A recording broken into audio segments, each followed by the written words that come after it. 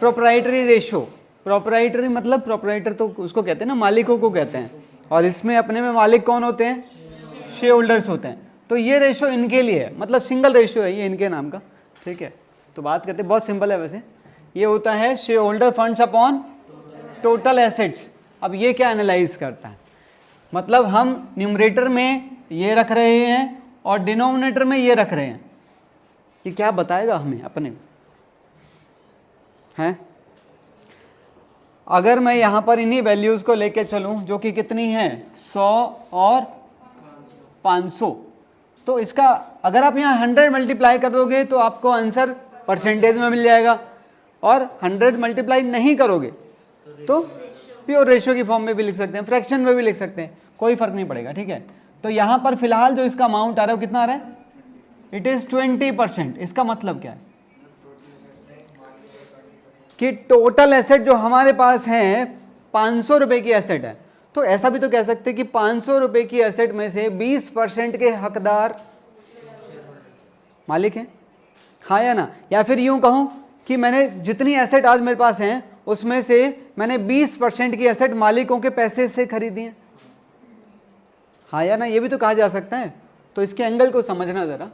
कह रहा है this ratio establishes the relationship between owners funds and total assets. This ratio indicates the proportion of total assets funded by owners या share holders, ठीक है। Higher proprietary ratio, अगर ये ratio high होगा, फिलहाल कितना है 20 की जगह 40% हो जाए, 60% हो जाए, तो भाई इसके कंपैरिजन में यही तो हिस्सा बढ़ेगा, और अगर ये हिस्सा बढ़ेगा तो डेफिनेटली ये वाला हिस्सा कम ही तो होगा, क्योंकि टोटल तो सेम ही रहेगा, हाँ या ना? सुनना जरा, कह रहा है if this ratio is higher it is an indicator of sound financial position of the firm. क्यों भाई साउंड क्यों कह रहे हैं?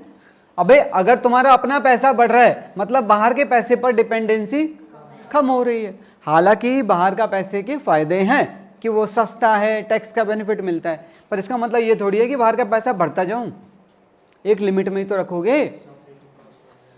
एक मेरा फ्रेंड था, एक बार उसने क्या किया, उसके पास ना 5 लाख रुपए थे अपने, ये मैं आपको रियल बता रहा हूँ, एक ऐसा हुआ था छोटा सा इंसिडेंट।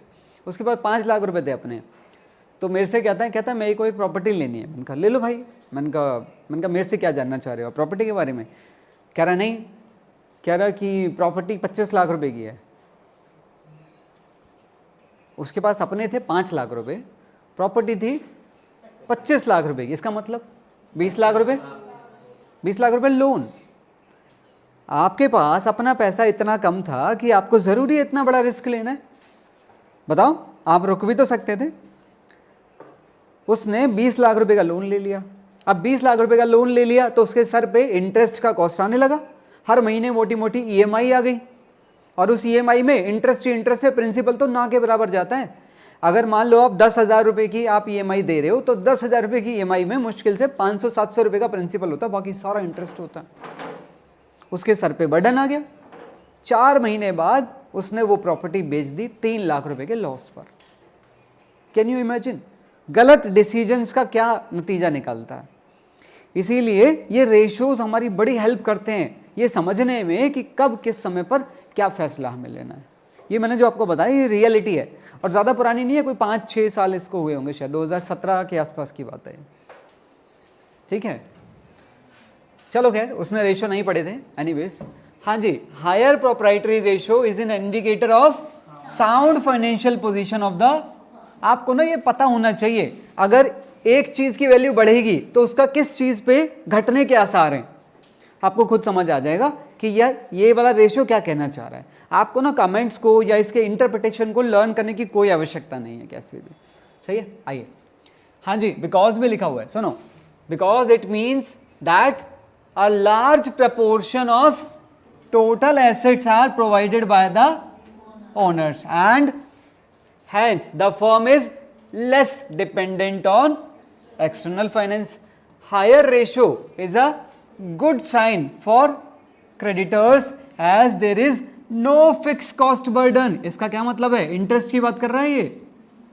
और जब बाहर का पैसा कम है तो इंटरेस्ट तो अपने आप ही कम होगा।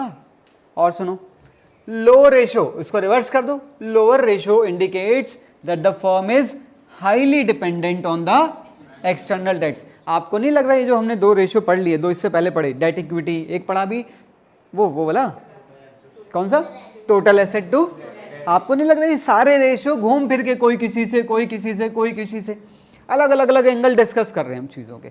ऐसा होता है भाई, बहुत सारी चीज़ों में हम लोगों के साथ होता है, मेरे साथ तो होता है।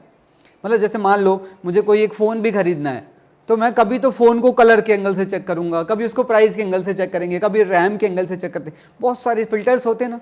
अमेज़ॉन पे आप सर्च करते हैं तो फिल्टर नहीं लगाते आप, तो ये भी एक तरह से वही फिल्ट्रेशन वर्क ही तो हो रहा है कि भैया मैं सारे चारों तरफ से चीज़ों को चेक करने की कोशिश कर रहा हूँ, पता नहीं कहाँ से क्या लूप होल मिल जाए और मैं सही डिसीजन ले जाऊँ। समझ रहे? आओ आगे बढ़ना।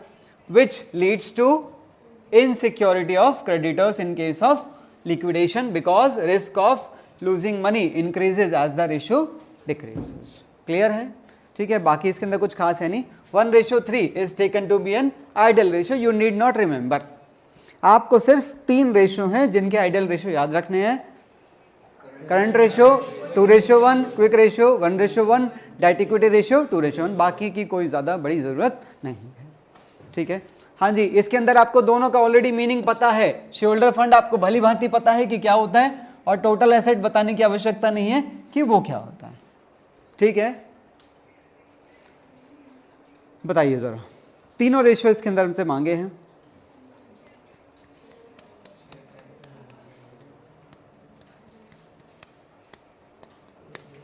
डेट, सबसे पहले डेट डेट डेट डेट, तो डेट में तो ये रहा, तो ये मिल गया। ठीक है, और इक्विटी में ऊपर के, अबे जनरल रिजर्व तो खाली रिजर्व है और P&L सरप्लस है, तो ऊपर के तीनों मिलकर क्या दे रहे हैं? अच्छा, ये इक्विटी जो मिल गई है, ये इक्विटी यहां भी काम आ जाएगी और ये वाला डेट यहां भी काम आ जाएगा, हाँ या ना? अब बात रह गई टोटल एसेट की, और जो टोटल एसेट यहाँ के निकलेगी वो यहीं काम आ जाएगी। सबको प्लस कर देंगे। Yes, you are right. अगर मैं सबको प्लस कर दूं तो मुझे वो वाला एलिमेंट भी मिल जाएगा। ठीक है,